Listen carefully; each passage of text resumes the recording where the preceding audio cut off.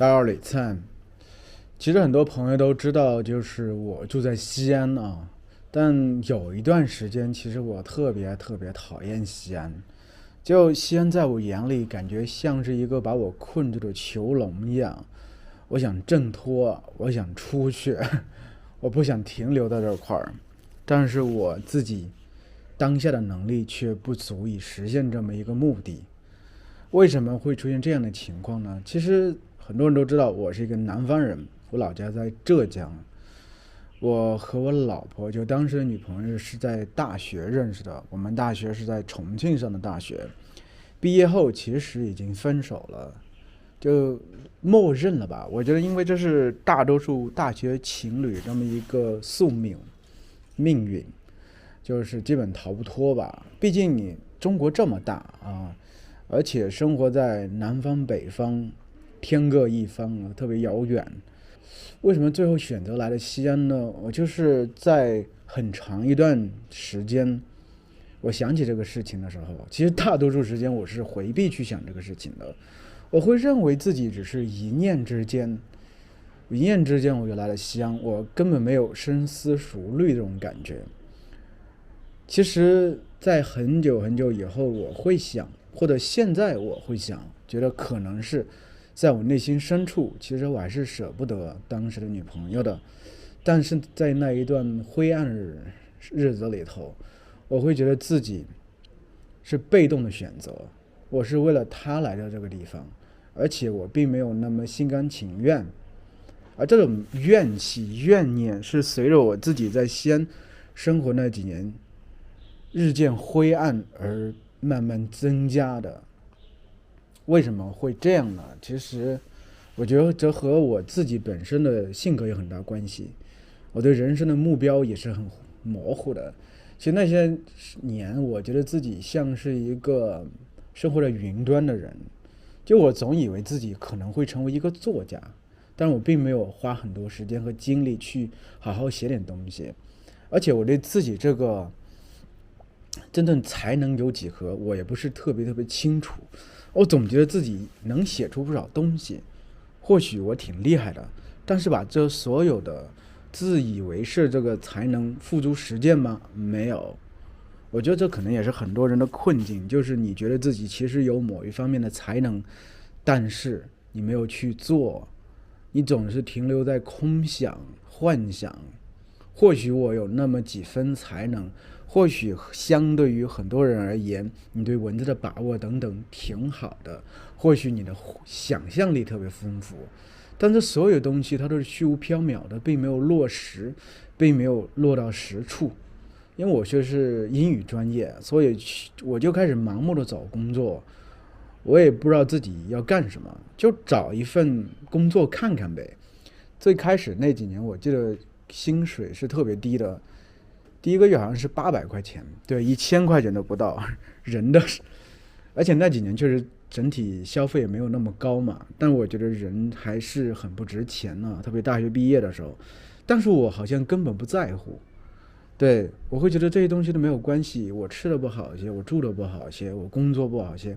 都不在乎，因为有一个梦想在那等着我，所以我心里有这么一团火，好像在燃烧的样子。但这所有东西其实就是这样很奇怪的，火虽然慢慢在燃烧，烧着它就不暖和了，外面也许变得越来越寒冷了，内心的火苗似乎也熄灭了。就工作慢慢的日复一日的，就会消磨掉你很多热情。而且这个时候你内心深处并没有慢慢升腾出一股力量，就是你没有做另外一个事情能给你力量，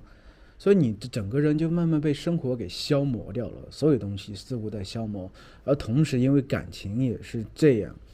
那个时候虽然一开始会觉得自己是为了爱情奔赴这里，奔赴西安。其实我有一个画面还记得特别清楚，我才来西安的时候就坐火车来的，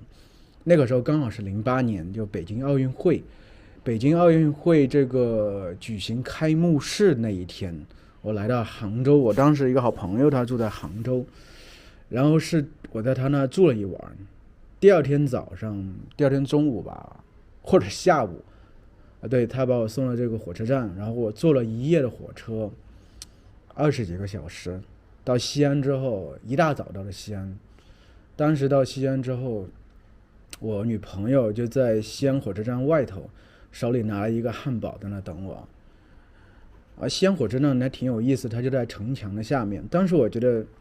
这种感觉挺有意思，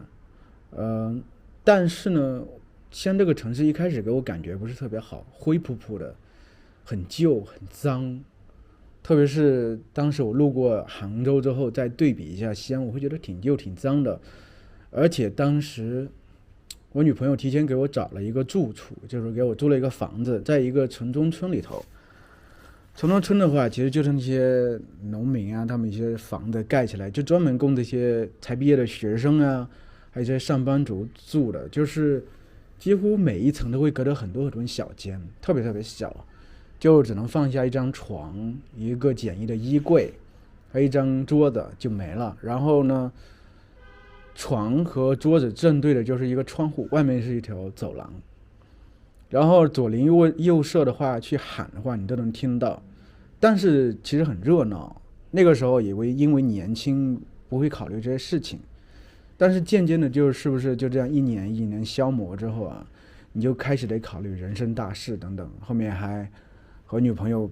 就是订婚等等。但是在那个时候发现，其实就有生活别的压力，你要买房子呀，对不对？那个是工作也还是那样吊儿郎当的工作。然后争吵又不断，就所以慢慢的对很多东西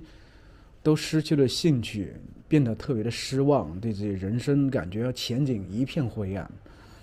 对写作的东西，对自己也是特别特别的失望，自己总是活在一个梦里，而这个梦它就是一个泡泡而已，不是说它已经是盖出来一个房子在那等着我去入住的感觉。